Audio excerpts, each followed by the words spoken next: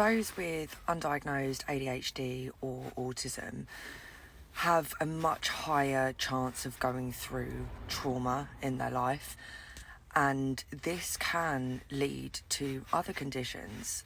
Being undiagnosed ADHD, autism, you grow up thinking that you are different and you do not fit in anywhere.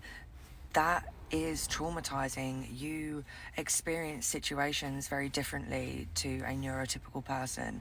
So we are bound to find ourselves in traumatic situations throughout our whole life.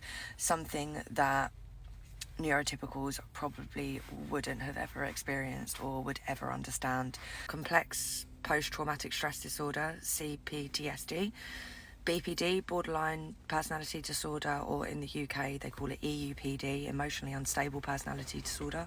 When I was diagnosed with ADHD, they diagnosed me with ADHD with BPD traits. Because I did a lot of work on myself beforehand, I do believe that I was only diagnosed with traits due to this.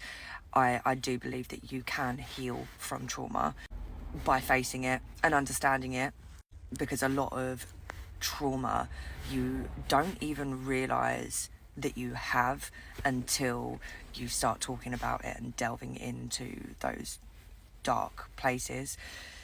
There were things that came out that I thought, oh wow, I didn't realize that I was so bothered about it.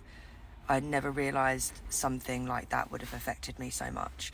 So if you do think that there are underlying issues, then it is most probably to do with undealt with trauma. The symptoms of BPD, CPTSD, the symptoms are very similar to those of ADHD and autism. They all overlap, so it's actually very confusing to actually pinpoint where it is.